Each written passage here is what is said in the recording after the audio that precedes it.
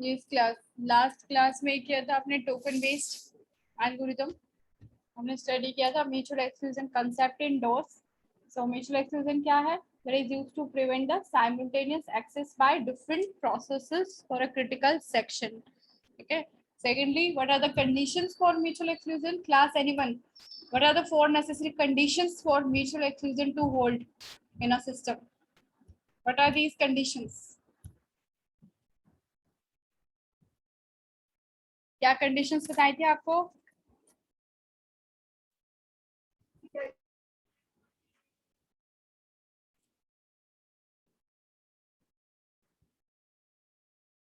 Yes, Nikhil, right. Deadlock free, यानी कि no deadlock, no starvation, fairness, that system should fair among each processes, and last is the system should have a power of fault tolerance. So no deadlock, no starvation, fairness and fault tolerance. These are the 4 conditions, necessary conditions for mutual exclusion to hold within a system. Okay. So next we were discussing about the algorithms for mutual exclusion. So 3 types of algorithm are there: token based algorithm, centralized mutual exclusion and the distributed mutual exclusion. ठीक है. So token based के हम advantages and disadvantages discuss कर रहे थे last class में. So token based है क्या? In this unique token is shared among all the nodes. Okay. एक टोकन यूज किया जाएगा जो कि सभी नोड्स को शेयर किया जाएगा. जिस भी नोड्स के पास टोकन होता है एट अ टाइम, वही नोड क्रिटिकल सेक्शन में एंटर कर सकती है.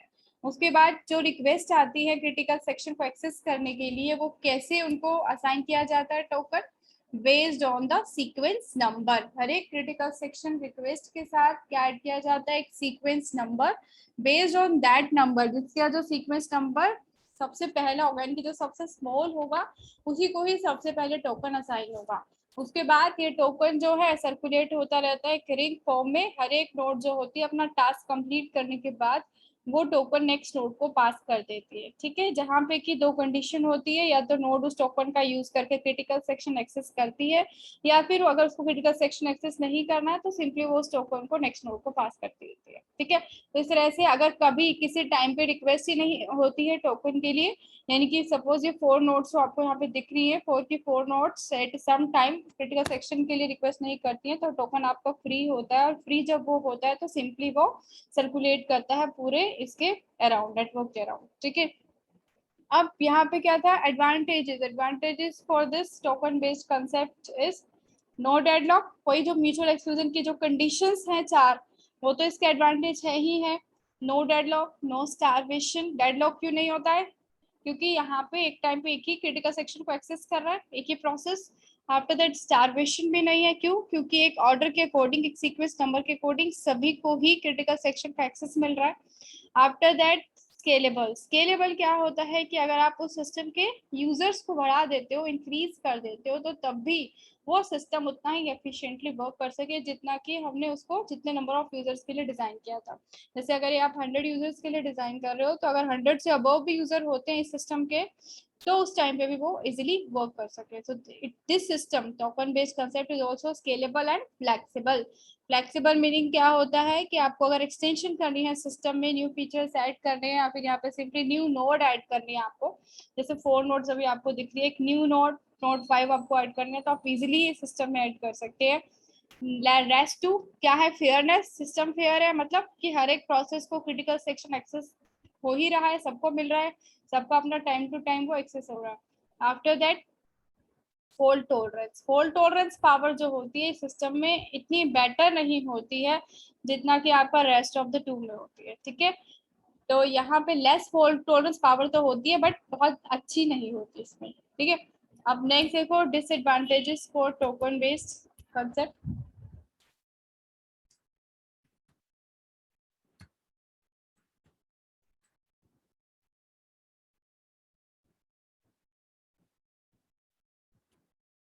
इस क्लास डिसएडवांटेजेस बताओगे क्या हो सकता है डिसएडवांटेज?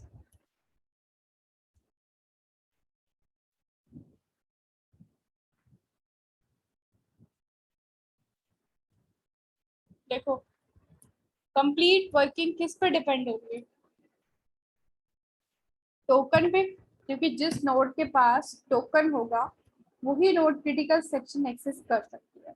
और टोकन कैसे असाइन हो रहा है, सीक्वेंस में असाइन हो रहा है, पहले फर्स्ट फिर सेकंड फिर थर्ड फोर्थ, और पूरा वो रिंग की फॉर्म में सर्कुलेट कर रहा है अमंग ऑल दी नोड्स, ठीक है।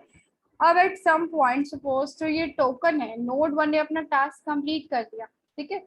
नोड वन ने जब अपना टास्क कंप्लीट किया तो उसे टोकन रिलीज करना होगा। तो जैसे ही वो टोकन रिलीज करती है तो वो टोकन नोड टू तक पहुंचे ही नहीं, पहुंचे ही नहीं मतलब कि ऑन द वे ही वो जो टोकन है वो लॉस्ट हो जाता है कहीं ना कहीं। इट मीन्स कि वो नोड टू तक नहीं पहुंचा, नोड टू तक अब जब तक टोकन नहीं आएगा तब तक वो क्रिटिकल सेक्शन में जा नहीं सकती। सो नोड टू क्या इमेजिन करती है दैट कि अभी तक चाहे कितना ही टाइम लग रहा है कि उसको ये लगता है कि जो उसकी प्रीवियस नोड है सीक्वेंस में जैसे एन1 है, तो एन1 ने अभी अपना टास्क क्रिटिकल सेक्शन का कंप्लीट ही नहीं किया है, इसलिए इसको अभी तक टोकन नहीं मिल रहा है, टोकन असाइन नहीं हो रहा है। बट हो क्या रहा है, ये एन1 तो रिलीज कर चुकी है लेकिन टोकन जो है वो ऑन द वे ही वो लॉस्ट हो गया है। तो इस वजह से क्या होगा कि सभी नोड्स की वर्किंग स्टॉप हो जाएगी, एन2 भी वेट ही करता रहेगा, एन3 भी एंड एन4 भी।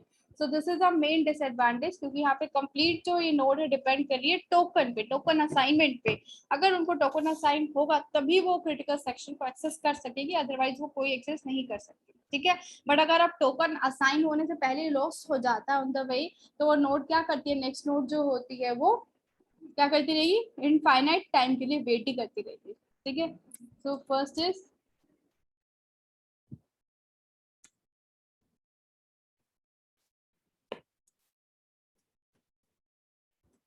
फर्स्ट ऑफ ऑल जो टोकन बेस्ड कंसेप्ट होता है यहाँ पे, अब आपका क्या कहते हैं कि अगर टोकन लॉस्ट हो जाता है तो उसको फर्स्ट ऑफ ऑल डिटेक्ट करना बहुत डिफिकल्ट होता है, मैनेज करना। और दूसरा उसको फिर अगर डिटेक्ट हो भी जाता है कि जो आपने ऑलरेडी टोकन यूज किया था वो लॉस्ट हो चुका है, तो एक न्यू जनरेट करना पड़ता है, तो उस रीजनरेशन में भी बहुत एफर्ट लगता है। So if the token is lost, first of all it is difficult to detect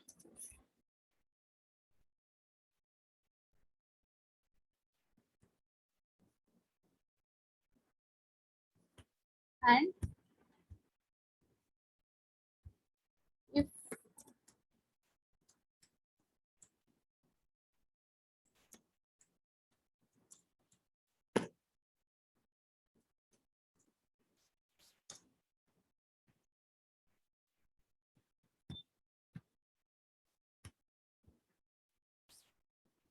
it is difficult to regenerate, ठीक है। नेक्स्ट देखो,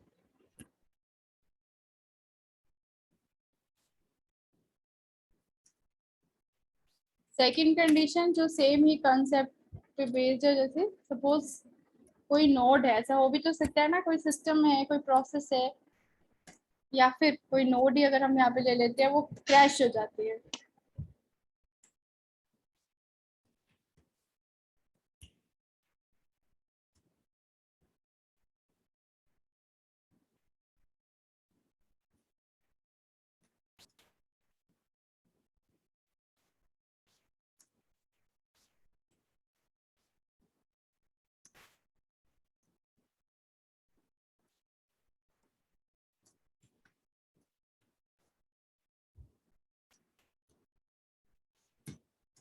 अब सेम टोकन की तरह था, जैसे टोकन लॉस्ट हो गया तो उसको डिटेक्ट करना बहुत डिफिकल्ट रहता है, फिर उसको रीजनरेट करना पड़ता है।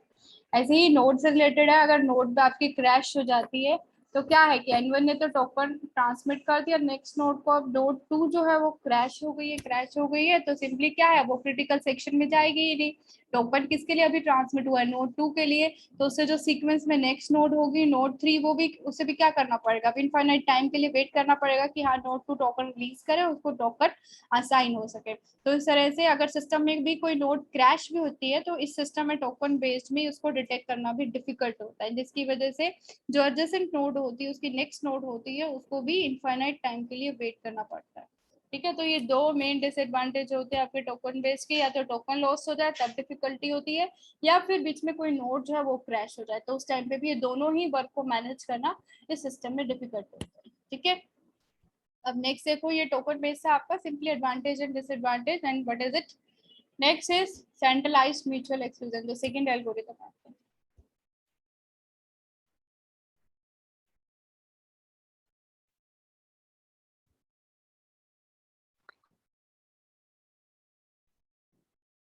Yes, class. First of all, tell me what is centralized system?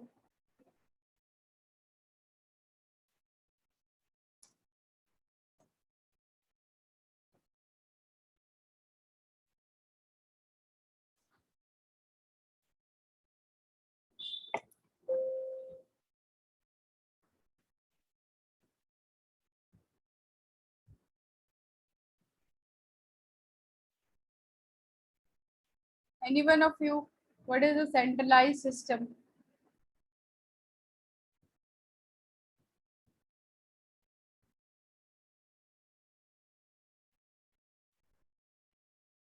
Yes, Samir, right.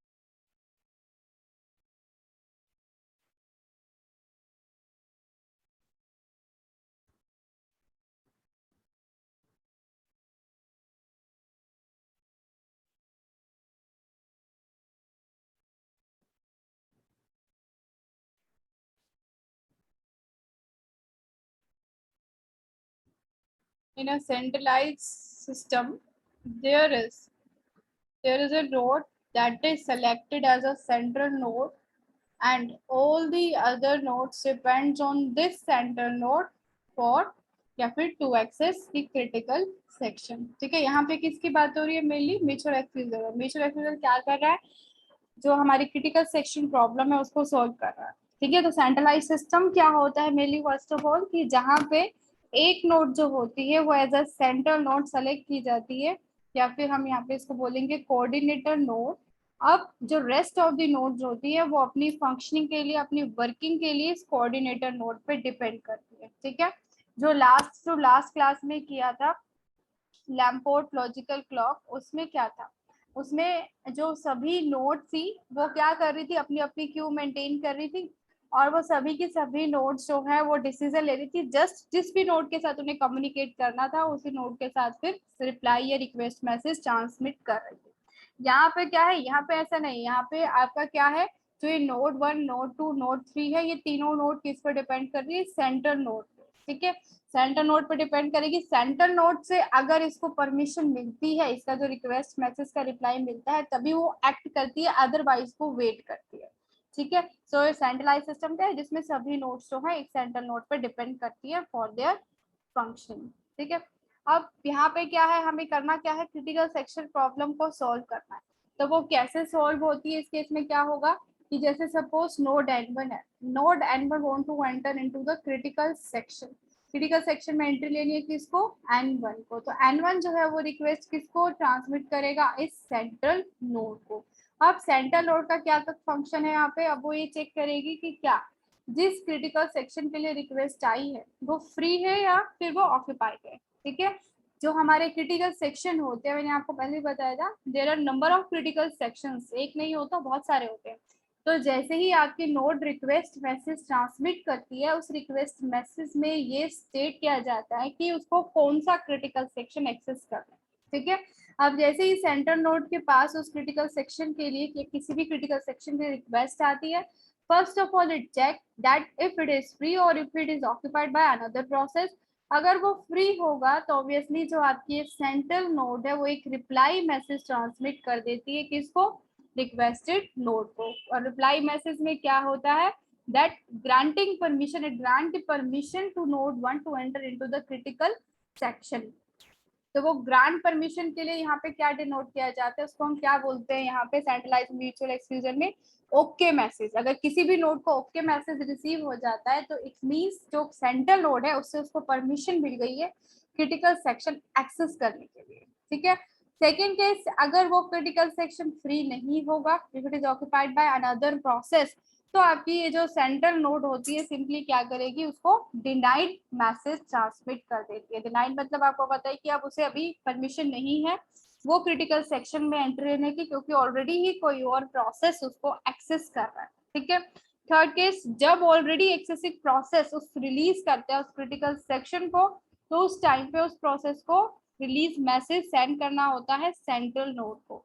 तो जैसे ही सेंट्रल नोड के पास रिलीज मैसेज रिसीव हो जाता है, आफ्टर दैट जो नेक्स्ट रिक्वेस्ट है उसे पता है कि कौन सी नेक्स्ट रिक्वेस्ट है, वो उस नेक्स्ट रिक्वेस्ट को फिर परमिशन ग्रांट कर देता है to access the critical section. ठीक है, अब यहाँ पे भी आपके कितने टाइप के मैसेजेस यूज होते हैं सेंट्रलाइज म्यूचुअल एक्सक्लूजन में।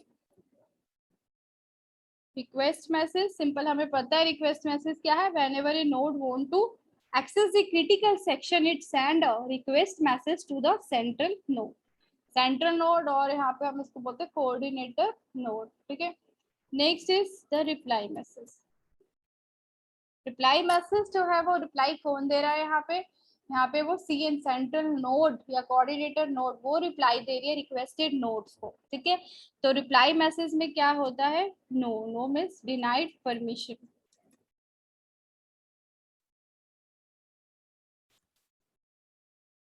ओके, डिनाइड भी हो सकता है या फिर अगर वो फ्री होता है, दोनों ही केसेस में तो वो ग्रांट भी हो सकता है। वो डिपेंड करता है कि क्रिटिकल सेक्शन जिसके लिए रिक्वेस्ट आई है वो फ्री है या नहीं।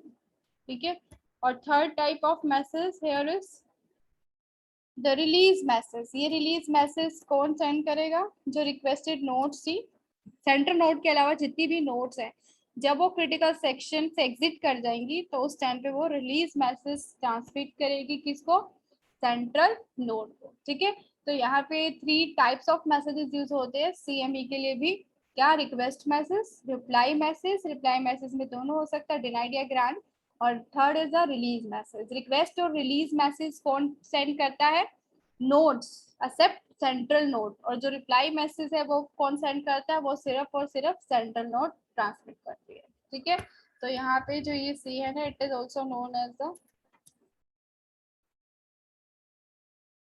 कोऑर्डिनेटर नोड, ये इनके कोऑर्डिनेटर का काम करती है।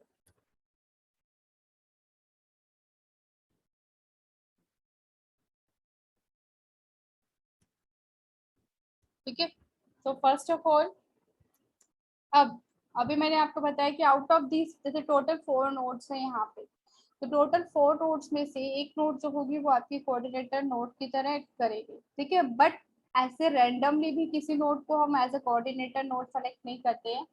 There is a there is an election algorithm, एक इलेक्शन एल्गोरिदम यूज किया जाता है, बेस्ड ऑन दैट किसी एक नोड को क्या सेलेक्ट किया जाता है एज अ सेंट्रल नोड या फिर कोऑर्डिनेटर नोड। जैसे मास्टर स्लेव का था आपका, एक क्लाइंट सर्वर है, तो सेम लाइक वहाँ पे भी मास्टर स्लेव में एक मास्टर नोड होती है जिसपे सब डिपेंड होते हैं, क्लाइंट सर्वर में सभी क्लाइंट्स जो होते हैं वो सर्वर पे डिपेंड करते हैं।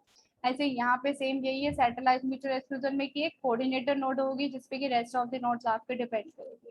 So here one node, first of all one node is selected as a coordinator node.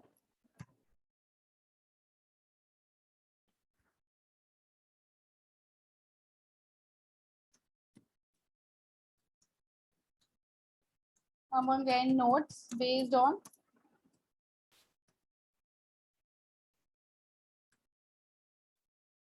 the election algorithm. ठीक है, सेकेंड स्टेप अब क्या करना है,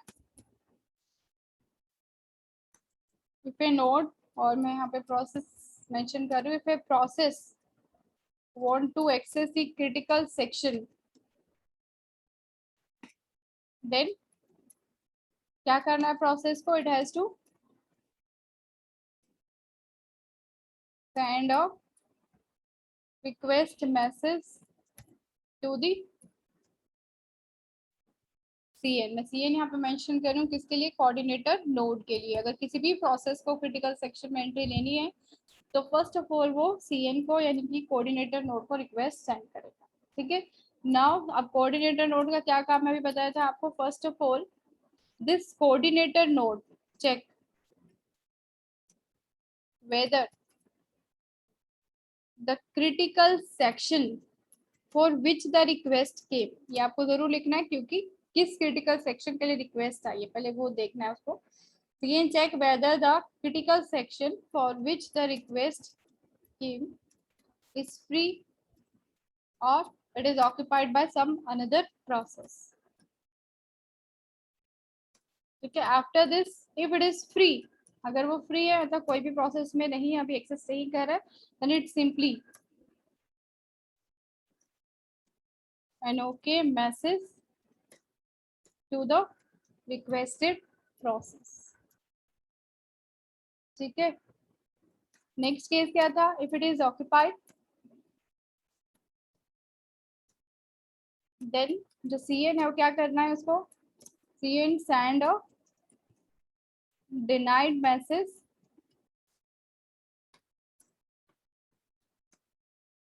टू द रिक्वेस्टेड प्रोसेस। अब जैसे वो था आपका लैम्पोर्ट वाला कंसेप्ट, उसमें अगर कोई मैसेज ट्रांसमिट हो रहा है तो मैसेज के क्या पैरामीटर्स से, दो पैरामीटर्स से, एक तो मैसेज ही और दूसरा टाइम स्टैम्प वैल्यू। ऐसे ही यहाँ पे आपका जो भी मैसेज ट्रांसमिट हो रहा है रिक्वेस्ट मैसेज, उसमें क्या है, एक तो मैसेज और दूसरा क्या होता है क्रिटिकल सेक्शन नेम, कि कौन से क्रिटिकल सेक्शन में एंड को सपोज अभी जाना है, एक्सेस करना है, तो वो उसी क्रिटिकल सेक्शन को आपका सेंटर नोड चेक करती है कि वो फ्री है या नहीं। ठीक है।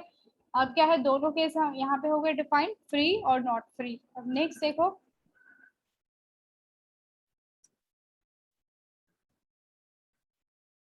इफ फ्री, फ्री केस में क्या होगा, देन योर रिक्वेस्टेड प्रोसेस जहां से आपकी रिक्वेस्ट आई थी enters into the critical section.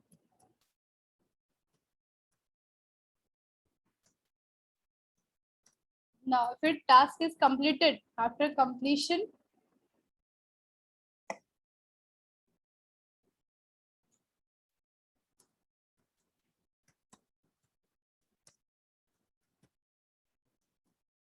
अब क्या करना है इसको, रिक्वेस्ट प्रोसेस को, it has to send a release message to the coordinator node. ठीक है। And the last point here is now coordinator node को रिलीज मैसेज मिल गया। After that coordinator node will send an okay message to the next requested process। अब अगर suppose उसके बाद कोई रिक्वेस्ट आई थी तो उसके बाद जो फर्स्ट प्रोसेस का जब वर्क कंप्लीट हो जाएगा, रिलीज मैसेज उसे मिल जाएगा। आफ्टर दैट वो ओके मैसेज सेंड कर देती है किसको, नेक्स्ट रिक्वेस्टेड प्रोसेस। ठीक है। So this is the concept of 5 main points हैं, centralized mutual exclusion। Now how will you represent this concept, complete concept? Now first of all, suppose there are total 4 processes, जैसे मैंने ऊपर ही लिए, total 4 nodes।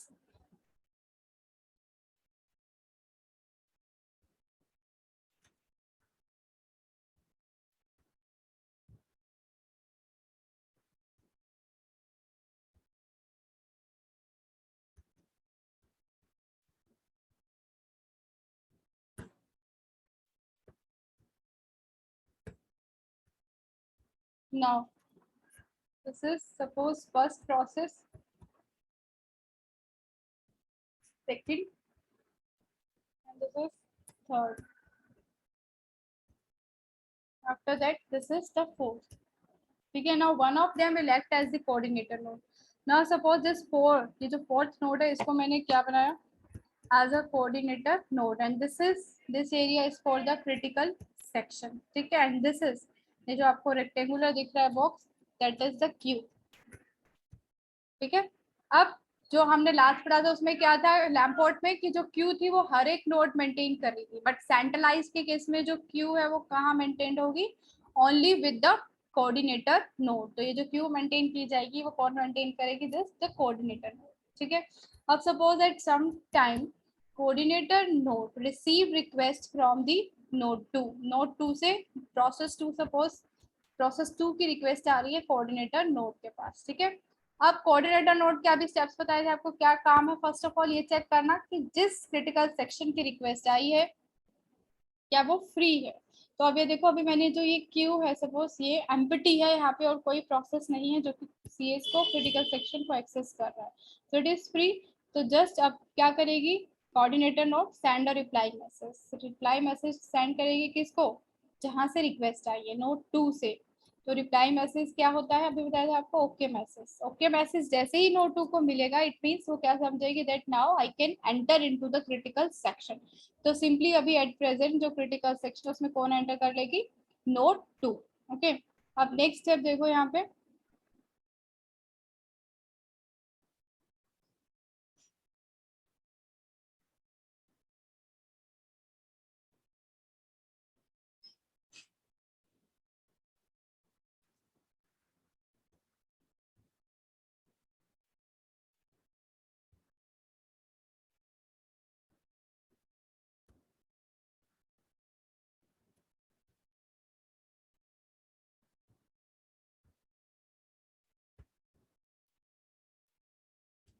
तो first of all name सी देते हैं हम पहले इसको 1, ये सेकेंड प्रोसेस है।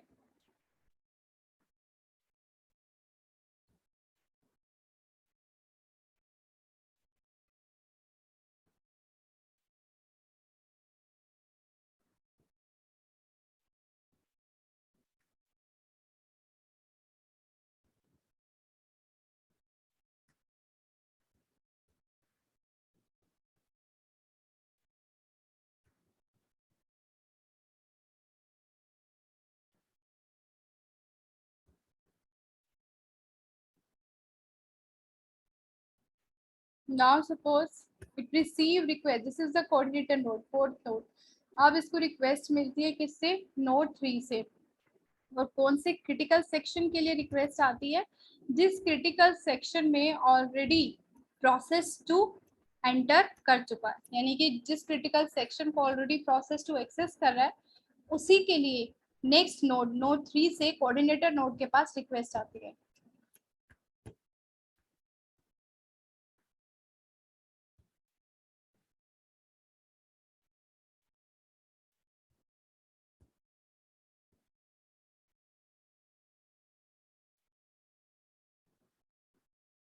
ठीक है, अब क्या होगा, अब कोऑर्डिनेटर नोड इसको रिप्लाई मैसेज से ट्रांसमिट करेगा, बट येस का नहीं, क्यों, क्योंकि उसे पता है कि ऑलरेडी जो है प्रोसेस उस क्रिटिकल सेक्शन को एक्सेस कर रहा है।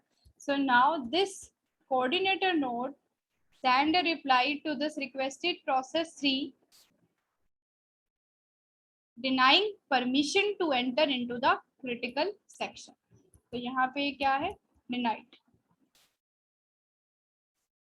अब यहाँ पे दो होता है कंसेप्ट, कई बार क्या होता है कि coordinator node denied message transmit करता है और समटाइम्स वो कोई रिप्लाई नहीं करता। ठीक है, तो कोई रिप्लाई नहीं करता, उस केस में भी नोड जो है, रिक्वेस्ट नोड, वो यही समझती है कि अभी कोई और प्रोसेस क्रिटिकल सेक्शन को एक्सेस कर रहा है और अभी उसको उसमें एंट्री नहीं लेनी है, जब तक कि उसको ओके मैसेज रिसीव नहीं हो जाता कोऑर्डिनेटर नोड से। ठीक है, तो दोनों ही करता है काम, या तो डिनाइड मैसेज ट्रांसमिट कर देता है या फिर कोई मैसेज नहीं भेजता। तो जब तक कि उनको रिप्लाई नहीं मिल जाती, रिक्वेस्टेड प्रोसेस को वेट करते हैं। ओके, सो अब क्या है कि सीएल ने क्या किया, उसको डिनाइंग परमिशन मैसेज ट्रांसमिट कर दिया, now you can not enter into the critical section. तो आपका साथ ही जो कोऑर्डिनेटर नोड है, वो अपने इस क्यू में, जो आपकी क्यू यहाँ पे लिखी हुई है, मैंने बनाई है इधर, उसमें इस प्रोसेस को डाल देगा। जिसकी भी रिक्वेस्ट आएगी, अभी जिसको वो क्रिटिकल सेक्शन असाइन नहीं कर सकता, उसको एक तो डिनाई मैसेज ट्रांसमिट किया और दूसरा उसके रिक्वेस्ट को क्यू में डाल दिया। ठीक है, अब नेक्स्ट स्टेप देखो,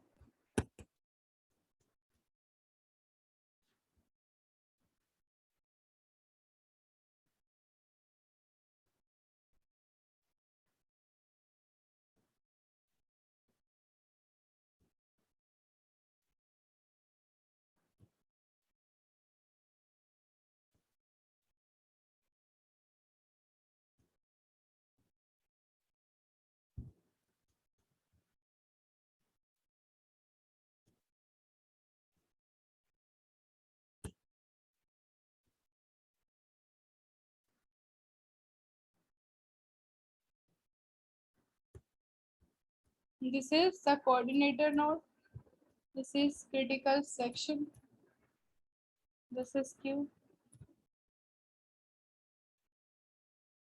ठीक है, नाउ अब क्या है कि जब आपका सपोज प्रोसेस 2 का टास्क कंप्लीट हो गया related to the critical section, now this node 2 has to send the release message to the coordinator node. तो अब नोड 2 ने क्या किया, उसका वर्क कंप्लीट हो गया है क्रिटिकल सेक्शन का, just it is now sending a release message to this coordinator node.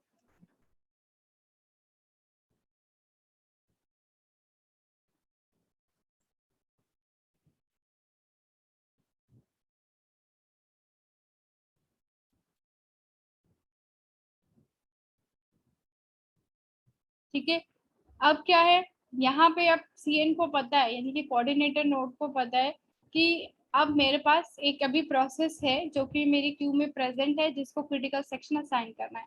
ठीक है, after receiving this release message from the process two, now this coordinator node put of the first process present in this queue, जो कि अभी है process 3, उसको लेगा and then assign this critical section to this process 3।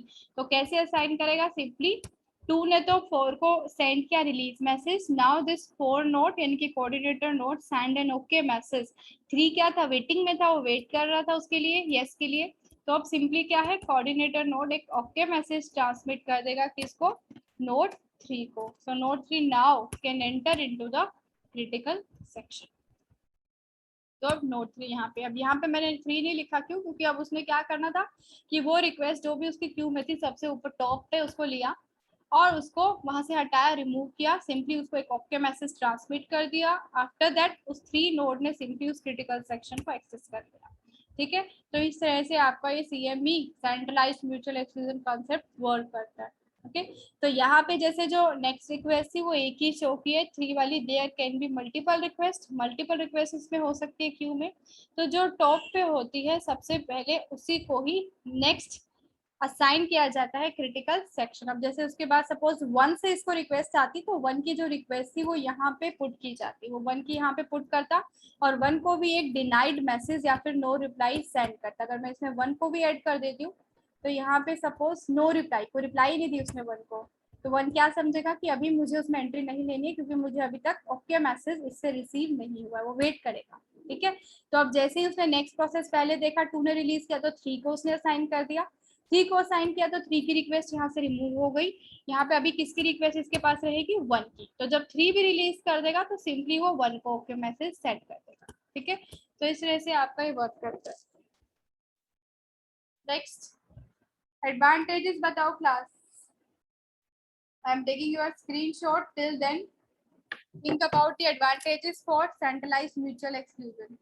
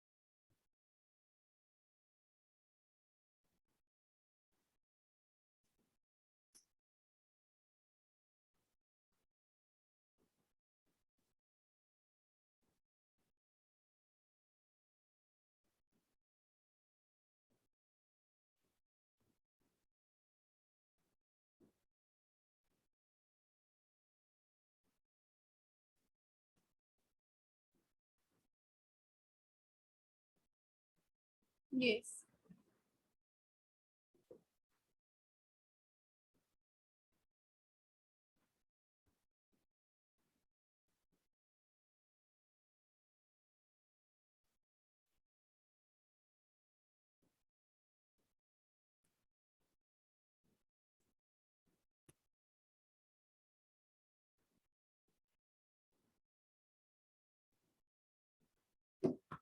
Yes, right. Easy to implement. No starvation. Guarantees mutual exclusion by letting only one process at a time to enter into the critical section. Yes, all three advantages are right. So, जो आपका